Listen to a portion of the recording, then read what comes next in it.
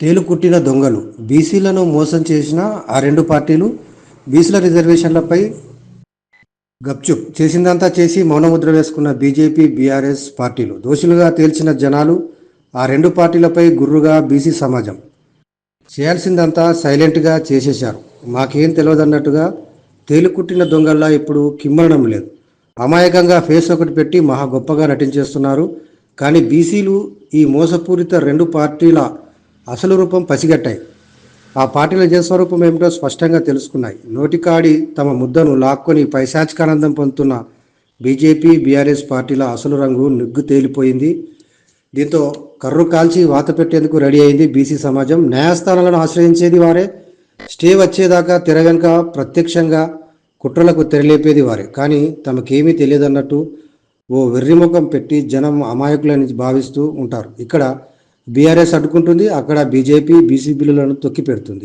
ఇద్దరే రహస్య స్నేహితులు.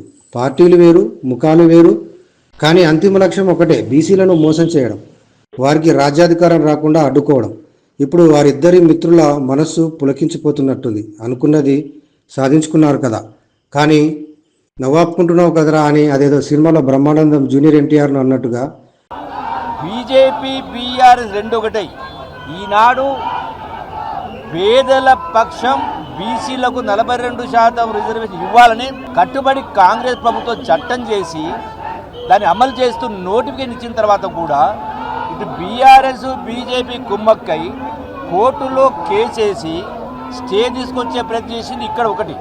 రెండవది అక్కడనేమో చట్టం పాస్ చేసిన తర్వాత, ఆర్డినెన్స్ ఇచ్చిన తర్వాత గవర్నర్ ద్వారా రాష్ట్రపతికి పంపించే కార్యం అక్కడ అడ్డుకునే కార్యక్రమం చేసింది బీజేపీ ప్రభుత్వం. బీజేపీ బీఆర్ఎస్ వేయించింది బీఆర్ఎస్, అక్కడ ఆమోదించకపోయింది బీజేపీ. ఈ రెండు ఒకటై ఒకవైపున బీసీల ఓట్లు కావాలి, కానీ బీసీలకు న్యాయబద్ధంగా సమాజంలో జనాభా ప్రాతిపదికన ఎవరి హక్కు వాళ్ళకి రావాలి. భాగీదారి అన్నారు, అందుకే రాహుల్ గాంధీ గారు లేకపోతే రావాలా.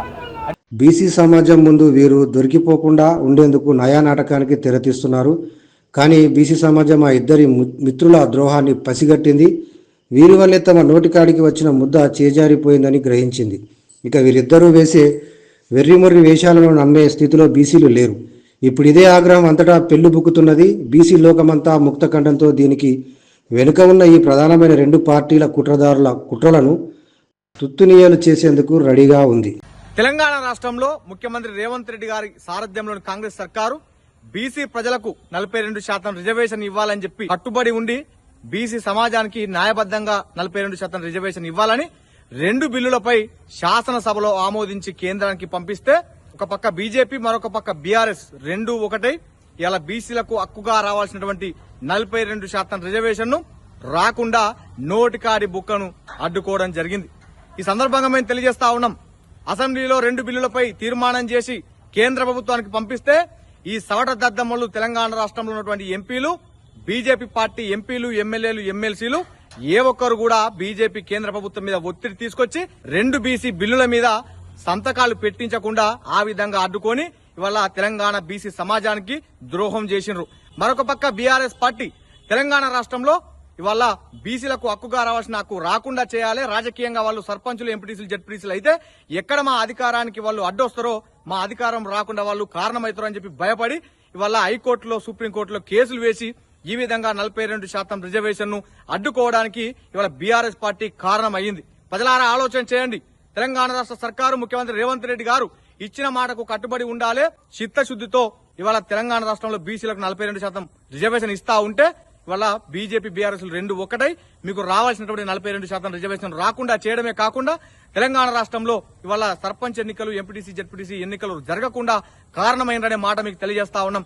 కాంగ్రెస్ పార్టీ చేసినటువంటి కృషిని ఒకసారి మీరు ఆలోచన చేయండి. తప్పకుండా బీజేపీ బీఆర్ఎస్ పార్టీలను రానున్నటువంటి ఏ ఎన్నికల్లో అయినా అవి చరిత్రహీనులుగా, బీసీ ద్రోహులుగా ముద్రించి ఆ రెండు పార్టీలను రాజకీయంగా బొంద పెట్టాలని చెప్పి తెలియజేస్తా ఉన్నాం. తప్పకుండా కాంగ్రెస్ పార్టీ సారథ్యంలో మీ అందరికీ 42% వాటా ఇచ్చి తీరుతుందని చెప్పి కూడా ఈ సందర్భంగా తెలియజేస్తా ఉన్నాం.